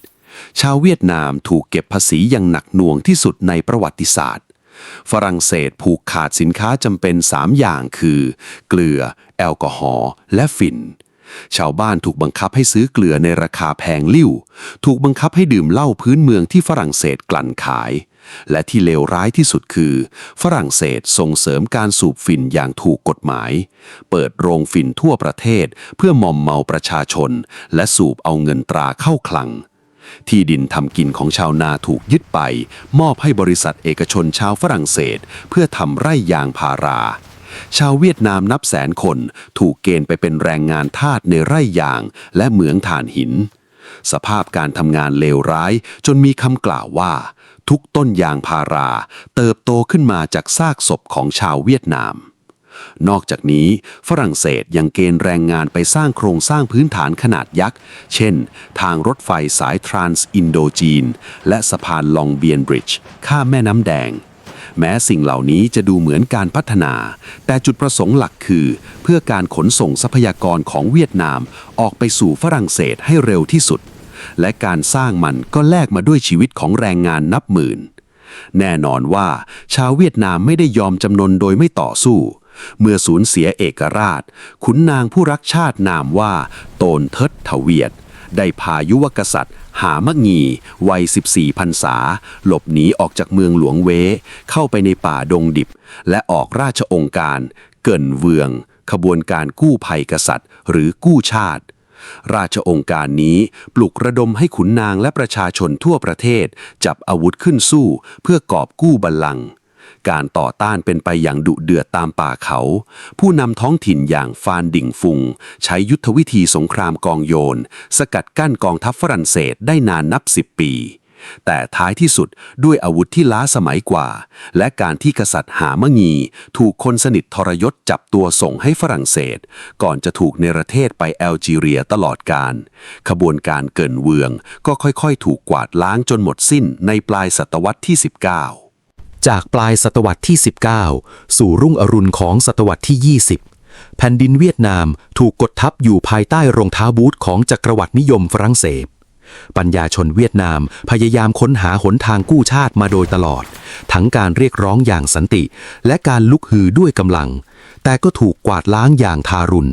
จนกระทั่งชายผู้หนึ่งได้ปรากฏตัวขึ้นบนหน้าประวัติศาสตร์ชายผู้ซึ่งจะเปลี่ยนชะตากรรมของเวียดนามไปตลอดกาลนามของเขาคือโฮจีมินห์โฮจีมินห์เดิมชื่อเหวียนซิงกุงออกเดินทางจากเวียดนามตั้งแต่ปีคศ 1911 ในฐานะลูกมือทำครัวบนเรือสำราญของฝรั่งเศสเขาเดินทางไปทั่วโลกทั้งอเมริกายุโรปและรัสเซียเพื่อค้นหาหนทางปลดแอกประเทศ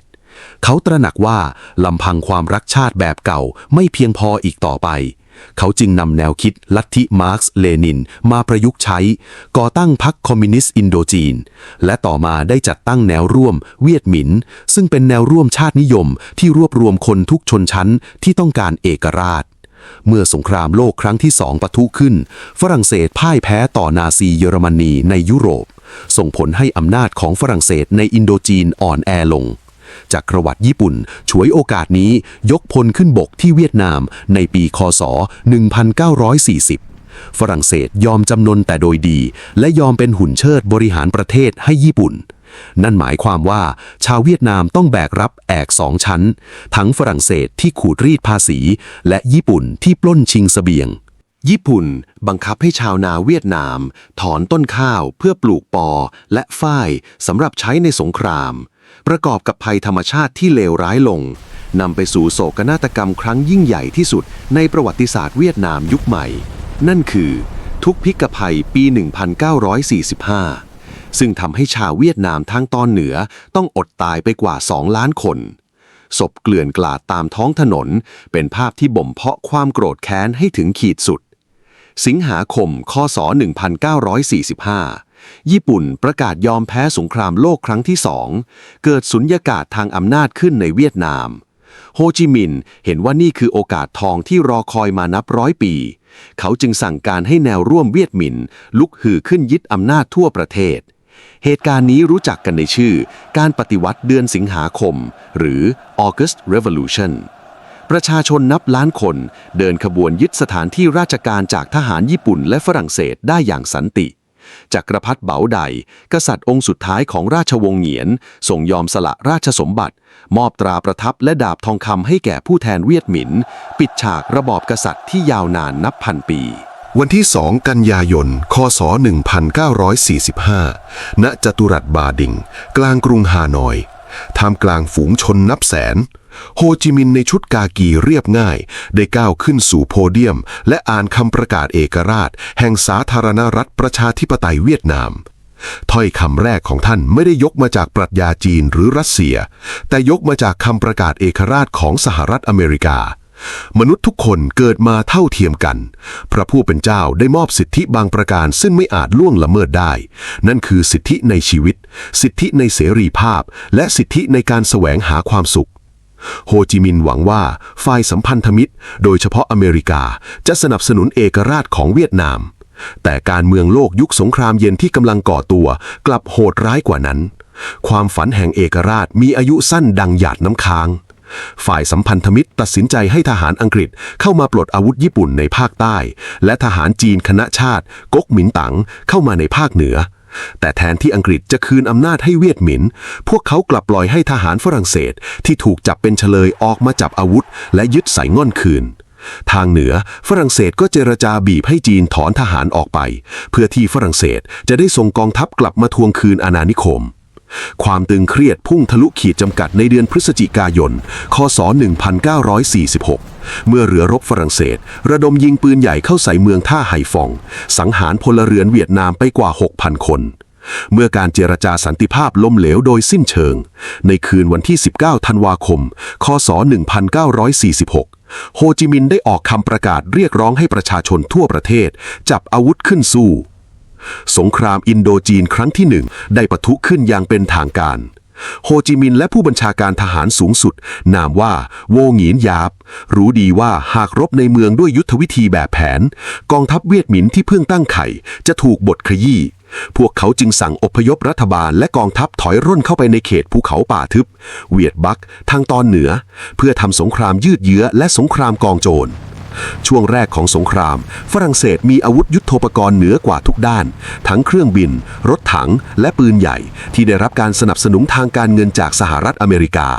เนื่องจากอเมริกามองว่าเวียดหมินคือคอมมิวนิสต์ที่ต้องถูกสกัดกั้นตามทฤษฎีโดมิโนแต่ฝรั่งเศสต้องเผชิญกับศัตรูที่มองไม่เห็นกองทัพเวียดหมินใช้วิธีซุ่มโจมตีทำลายเส้นทางสื่อสารและได้รับการสนับสนุนจากชาวนาในชนบทอย่างเหนียวแน่นจุดเปลี่ยนสำคัญเกิดขึ้นในปี คศ 1949 เมื่อเหมาเจ๋อตงปฏิวัติคอมมิวนิสต์ในจีนสำเร็จจีนจึงกลายเป็นพรมแดนที่ปลอดภัยและแหล่งสนับสนุนอาวุธให้แก่เวียดหมินกองทัพของนายพลยาบเริ่มแข็งแกร่งขึ้นสามารถรบแบบเต็มรูปแบบได้ฝรั่งเศสสูญเสียทหารไปมากมายจนประชาชนในปารีสเริ่มเหนื่อยหน่ายกับสงครามสกปรกนี้ปี คศ 1953 รัฐบาลฝรั่งเศสต้องการเผด็จศึกเพื่อบีบให้เวียดหมินเข้าสู่โต๊ะเจรจาด้วยความพ่ายแพ้นายพลองรีนาวาผู้บัญชาการทหารฝรั่งเศสได้คิดค้นแผนการที่เชื่อว่าสมบูรณ์แบบนั่นคือการสร้างฐานทัพป้อมปราการขนาดยักษ์ที่หุบเขาเดียนเบียนฟูบริเวณชายแดนทางตะวันตกเฉียงเหนือนาวาตั้งใจจะใช้เดียนเบียนฟูเป็นเหยื่อล่อเขาเชื่อว่าในผลยาบจะต้องยกทัพมาโจมตีและเมื่อเวียดหมินโผล่ออกมาจากป่ากองทัพฝรั่งเศสที่มีทั้งปืนใหญ่และอำนาจทางอากาศจะบดขยี้ทัพเวียดหมินให้แหลกเป็นจุนฝรั่งเศสประเมินว่าเวียดหมินไม่มีทางขนปืนใหญ่ข้ามภูเขาสูงชันและป่าทึบมาได้นายพลหัวเหงียนยาบรับคำท้าแต่ท่านไม่ได้ทำตามเกมของฝรั่งเศสยาบระดมพลพลเรือนนับแสนคนทั้งชายหญิงและผู้เฒ่าที่เรียกว่าขบวนการเซินกงหรือแรงงานเพื่อชาติ พวกเขาใช้วิธีที่โลกต้องตะลึง นั่นคือการดัดแปลงรถจักรยาน เสริมไม้ที่โครงรถและแฮนด์ทำให้จักรยาน1 คันสามารถบรรทุกเสบียงและกระสุนได้ถึง 200 ถึง 300 กิโลกรัม ที่น่าเหลือเชื่อที่สุดคือ ประชาชนและทหารเวียดหมินใช้แรงงานคนล้วนๆในการลากปืนใหญ่หนักหลายตันข้ามภูเขาสูงชันและป่าทึบท่ามกลางสายฝนและโคลนตมบางครั้งต้องลากปืนใหญ่ขึ้นเขาทีละเซนติเมตรและหากเชือกขาดพวกเขายอมเอาตัวเข้าขัดล้อปืนใหญ่เพื่อไม่ให้มันตกลงไปพังทลายยาบนำปืนใหญ่เหล่านี้ไปขุดอุโมงค์ซ่อนไว้ตามหน้าผาบนภูเขารอบๆหุบเขาเดียนเบียนฟูโดยเล็งปากกระบอกปืนกดลงไปยังฐานทัพฝรั่งเศสเบื้องล่างฝรั่งเศสไม่รู้ตัวเลยว่าพวกเขากำลังถูกล้อมด้วยปืนใหญ่ที่ตนเองเชื่อว่าไม่มีวันมาถึงวันที่ 13 มีนาคม คศ 1954 นายพลยาบสั่งเปิดฉากยิงปืนใหญ่ที่ซ่อนอยู่บนยอดเขาระดมยิงถล่มฐานทัพฝรั่งเศสอย่างแม่นยำดังหาฝนฐานที่มั่นของฝรั่งเศสที่ตั้งชื่อตามหญิงคนรักเบียทริส กาเบรียล อานมารีแตกพ่ายไปทีละแห่งผู้บังคับการปืนใหญ่ของฝรั่งเศสช็อกกับความผิดพลาดของตนเองจนทำอัตวินิบาตกรรมกองทัพอากาศฝรั่งเศสไม่สามารถบินขึ้นลงเพื่อส่งเสบียงได้เพราะถูกปืนใหญ่ต่อสู้อากาศยานยิงถล่มฝรั่งเศสต้องใช้วิธีทิ้งร่มชูชีพซึ่งเสบียงเกินครึ่งตกลงในเขตแดนของเวียดหมินทหารเวียดหมินใช้วิธีขุดสนามเพราะเข้าหาฐานทัพฝรั่งเศสราวกับรากไม้ที่ชอนชัยเข้าบีบรัดสนามเพราะขยับเข้าใกล้จนทหาร2 ฝ่ายสามารถได้ยินเสียงลมหายใจของกันและกันการสู้รบดำเนินไปอย่างนองเลือดและโหดร้ายทารุณท่ามกลางฝนตกหนักและโคลนตมทหารฝรั่งเศสที่รอดชีวิตต้องอยู่ในบังเกอร์ที่เต็มไปด้วยศพและน้ำเลือดจนกระทั่งวันที่ 7 พฤษภาคม คศ 1954 กองทัพเวียดหมินบุกทะลวงเข้าสู่ศูนย์บัญชาการหลักนายพลเดอกัสทรีสของฝรั่งเศสยอมจำนนชัยชนะที่เดียนเบียนฟูสั่นสะเทือนไปทั่วโลกมันคือครั้งแรกในประวัติศาสตร์ที่กองทัพชาตินิยมในเอเชียสามารถเอาชนะกองทัพของมหาอำนาจตะวันตกได้อย่างเบ็ดเสร็จเด็ดขาดชัยชนะที่เดียนเบียนฟูบังคับให้ฝรั่งเศสต้องลงนามในสนธิสัญญาสันติภาพเจนีวาในเดือนกรกฎาคม คศ 1954 ฝรั่งเศสยอมรับเอกราชของเวียดนาม ลาว และกัมพูชาและถอนทหารออกไปทั้งหมดแต่ชัยชนะนี้ไม่ได้นำมาซึ่งความสงบสุขที่แท้จริงมหาอำนาจโลกสหรัฐโซเวียตและจีนได้บีบให้เวียดหมินยอมรับเงื่อนไขประนีประนอมนั่นคือการแบ่งประเทศชั่วคราวที่เส้นขนานที่ 17 เวียดนามเหนือ DRV ปกครองโดยโฮจิมินห์และพรรคคอมมิวนิสต์มีเมืองหลวงที่ฮานอยเวียดนามใต้ State of Vietnam ต่อมาคือ RVN ปกครองโดยรัฐบาลที่ได้รับการสนับสนุนจากตะวันตกนำโดยโงดิงเดียมมีเมืองหลวงที่ไส้หงอนสนธิสัญญาระบุให้มีการเลือกตั้งทั่วประเทศเพื่อรวมชาติภายในปีคศ 1956 แต่สหรัฐอเมริกาและโงดิงเดียมปฏิเสธที่จะจัดการเลือกตั้งเพราะรู้ดีว่าหากจัดโฮจิมินห์จะชนะอย่างถล่มทลายเส้นแบ่งเขตแดนชั่วคราวจึงกลายเป็นรอยร้าวถาวรที่ฉีกประเทศและครอบครัวชาวเวียดนามออกจากกันเส้นขนานที่ 17 ที่ถูกขีดขึ้นบนโต๊ะเจรจาที่เจนีวาไม่ได้เป็นเพียงเส้นแบ่งเขตแดนบนแผนที่แต่มันคือแผลเป็นที่กรีดลึกลงไปในหัวใจของชาวเวียดนามการเลือกตั้งเพื่อรวมชาติที่ถูกสัญญาไว้ในปี 1956 ไม่มีวันเกิดขึ้นจริงเพราะมหาอำนาจตะวันตกโดยเฉพาะสหรัฐอเมริกาหวาดกลัวทฤษฎีโดมิโนที่ว่าหากเวียดนามตกเป็นคอมมิวนิสต์ทั้งเอเชียตะวันออกเฉียงใต้ก็จะร่วงหล่นตามไปด้วยนี่คือจุดเริ่มต้นของสงครามที่นองเลือดและโหดร้ายที่สุดในยุคสงครามเย็นในภาคใต้สหรัฐได้สนับสนุนโงดิงเดียมให้ขึ้นเป็นประธานาธิบดีแห่งสาธารณรัฐเวียดนามเดียมเป็นชาตินิยมที่ต่อต้านคอมมิวนิสต์อย่างสุดโต่งแต่ระบอบการปกครองของเขากลับเต็มไปด้วยการทุจริตการเล่นพรรคเล่นพวกโดยเฉพาะครอบครัวของเขายังโงดิงอยู่ผู้เป็นน้องชายและที่ร้ายแรงที่สุดคือการเลือกปฏิบัติทางศาสนาเดียมซึ่งเป็นคาทอลิกได้กดขี่ชาวพุทธซึ่งเป็นชนคนส่วนใหญ่ของประเทศอย่างรุนแรง ความโกรธแค้นประทุถึงขีดสุดในเดือนมิถุนายน คศ 1963 เมื่อพระภิกษุนามว่าทิกกวางดึกได้มานั่งสมาธิกลางสี่แยกในกรุงไสง่อนให้ลูกศิษย์ราดน้ำมันและจุดไฟเผาตัวเองจนมรณภาพโดยไม่ส่งเสียงร้องหรือขยับเขยื่อนแม้แต่น้อยภาพเปลวไฟที่ลุกท่วมร่างพระภิกษุช็อกคนทั้งโลกและเป็นสัญญาณกู่ร้องว่าระบอบของเดียมสูญเสียความชอบธรรมโดยสิ้นเชิงในปลายปีนั้นเดียมถูกทหารของตนเองทำรัฐประหารและลอบสังหารโดยการรับรู้ของ CIA ทิ้งให้เวียดนามใต้ตกอยู่ในความวุ่นวายทางการเมืองในขณะเดียวกันทางภาคเหนือภายใต้การนำของโฮจิมินห์ได้เร่งฟื้นฟูประเทศและสนับสนุนการจัดตั้งแนวร่วมปลดปล่อยแห่งชาติเวียดนามใต้หรือที่สหรัฐเรียกว่าเวียดกงเพื่อทำสงครามกองจโรนโค่นล้มรัฐบาลเวียดนามใต้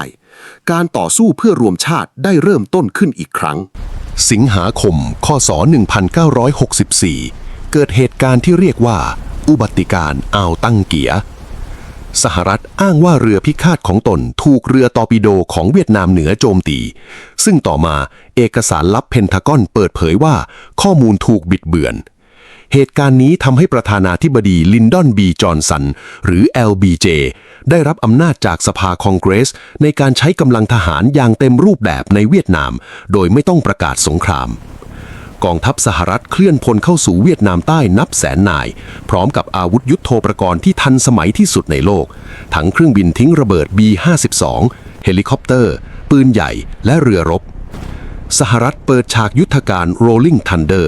ทิ้งระเบิดปูพรมใส่เวียดนามเหนืออย่างหนักหน่วงเพื่อทำลายโครงสร้างพื้นฐานและตัดกำลังบำรุงปริมาณระเบิดที่สหรัฐทิ้งลงในเวียดนามลาวและกัมพูชามีน้ำหนักมากกว่าระเบิดทั้งหมดที่ใช้ในสงครามโลกครั้งที่2ทุกสมรภูมิรวมกันเสียอีกแต่สหรัฐต้องเผชิญกับความจริงที่ว่าเทคโนโลยีไม่อาจเอาชนะความมุ่งมั่น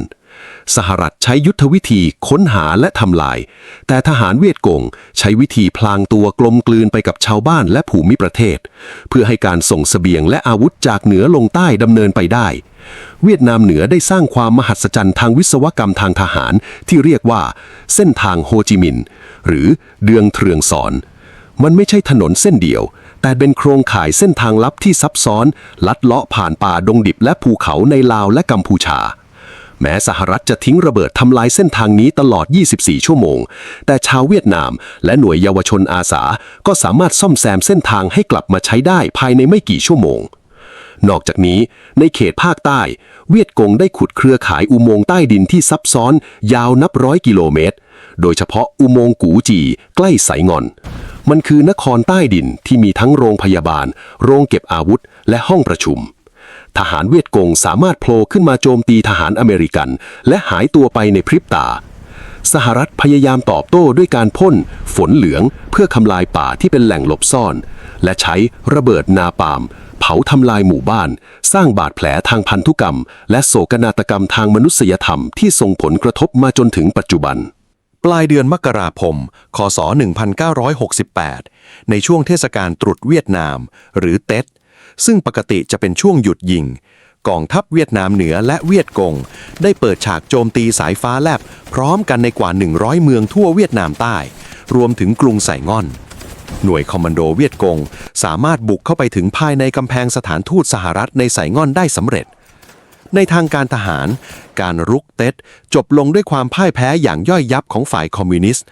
พวกเขาเสียกำลังพลไปนับหมื่นนายและไม่สามารถยึดเมืองใดไว้ได้ถาวรยกเว้นเมืองเว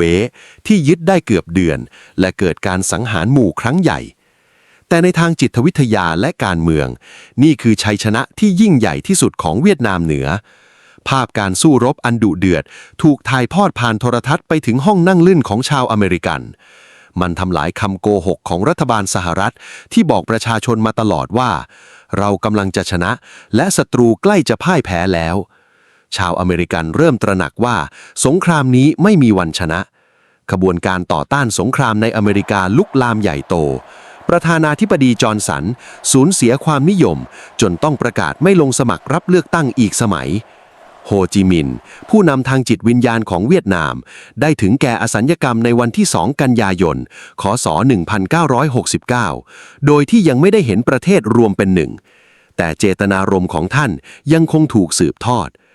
ริชาร์ด นิกสันประธานาธิบดีสหรัฐคนใหม่ดำเนินนโยบายเวียดนามไมเซชันคือการค่อยๆถอนทหารอเมริกันออกและติดอาวุธให้ทหารเวียดนามใต้รบกันเองแต่เมื่อการเจรจาสันติภาพชะงักนิกสันได้สั่งให้เปิดปฏิบัติการ Linebacker 2 หรือการทิ้งระเบิดปูพรมวันคริสต์มาสในปี 1972 ถล่มกรุงฮานอยและไฮฟองอย่างหนักหน่วงที่สุดหวังจะบีบเวียดนามเหนือแต่เวียดนามเหนือก็ยิง B-52 ของสหรัฐตกไปหลายลำจนอเมริกาเองก็สูญเสียอย่างหนักในที่สุดวันที่ 27 มกราคม คศ 1973 ทั้งสองฝ่ายได้ลงนามในสนธิสัญญาสันติภาพปารีสสหรัฐถอนทหารทั้งหมดออกจากเวียดนามถือเป็นการยุติบทบาททางการทหารของมหาอำนาจตะวันตกในเวียดนามอย่างเป็นทางการแต่สำหรับชาวเวียดนามสงครามยังไม่จบเมื่อปราศจากการสนับสนุนทางอากาศจากสหรัฐกองทัพเวียดนามใต้ที่แม้จะมีอาวุธมากมายแต่ขวัญกำลังใจตกต่ำและคอร์รัปชันอย่างหนักก็เริ่มพังทลายในเดือนมีนาคม คศ 1975 กองทัพเวียดนามเหนือเปิดฉากการรุกฤดูใบไม้ผลิบุกยึดเมืองบวนมาถวดในที่ราบสูงตอนกลางกองทัพเวียดนามใต้แตกตื่นล่าถอยอย่างไม่เป็นขบวนการล่าถอยกลายเป็นการพังทลายของแนวหน้าทั้งหมดเมืองแล้วเมืองเล่าตั้งแต่เวดานังจนถึงยาจางแตกพ่ายภายในเวลาไม่กี่สัปดาห์เมษายน 1975 กองทัพเวียดนามเหนือเปิดสมรภูมิสุดท้ายในชื่อยุทธการโฮจิมินห์ตีโอบล้อมกรุงไซง่อนประธานาธิบดีเหงียนวันเทียวชิงลาออกและหอบทรัพย์สินหนีออกนอกประเทศความโกลาหลทั่วไซง่อนสหรัฐต้องเปิดปฏิบัติการฟรีเควนต์วินใช้เฮลิคอปเตอร์อพยพเจ้าหน้าที่และชาวเวียดนามบางส่วนออกจากดาดฟ้าสถานทูตอย่างทุลักทุเลเป็นภาพความพ่ายแพ้ที่สะเทือนใจชาวอเมริกันที่สุดเช้าวันที่ 30 เมษายน คศ 1975 รถถัง T-54 หมายเลข 390 ของกองทัพเวียดนามเหนือได้พุ่งชนพังประตูเหล็กของทำเนียบเอกราชในกรุงไซง่อนทหารเวียดนามเหนือวิ่งขึ้นไปชูธงดาวทองบนดาดฟ้าทำเนียบรัฐบาลเวียดนามใต้ยอมจำนนอย่างไม่มีเงื่อนไขสงครามเวียดนามสิ้นสุดลงการนองเลือดที่พรากชีวิตทหารและพลเรือนเวียดนามไปกว่า3 ล้านคนทหารอเมริกันกว่า 58,000 นายสิ้นสุดลงในเช้าวันนั้นในปี คศ 1976ประเทศเวียดนามได้ถูกรวมเข้าด้วยกันอย่างเป็นทางการสถาปนาเป็นสาธารณรัฐสังคมนิยมเวียดนามกรุงไซง่อนถูกเปลี่ยนชื่อเป็นนครโฮจิมินห์เพื่อเป็นเกียรติแก่รัฐบุรุษผู้บุกเบิกเส้นทางนี้แม้สงครามจะจบลงแต่บาดแผลยังคงอยู่เวียดนามต้องเผชิญกับการคว่ำบาตรความยากจนและสงครามส่องสอนกับกัมพูชาแดงและจีนในเวลาต่อมาทว่าการฝ่าฟันมรสุมทางประวัติศาสตร์นับพันปีได้พิสูจน์ให้เห็นถึงจิตวิญญาณที่ไม่ยอมหักงอของชนชาติเวียดนามจากมนุษย์ถ้ำยุคหินลุ่มแม่น้ำแดงสู่อาณาจักรเอิลหลากที่ถูกจีนกลืนกินนับพันปีจากวีรกรรมของสองพี่น้องตระกูลจึงสู่การกู้ชาติของเลหลอยจากรอยร้าวของสงครามกลางเมืองสู่การรวมชาติของจักรพรรดิยาหลงและจากการต่อสู้กับมหาอำนาจตะวันตกอย่างฝรั่งเศสและสหรัฐชาวเวียดนามไม่เคยหยุดต่อสู้เพื่อสิทธิในการกำหนดชะตากรรมของตนเอง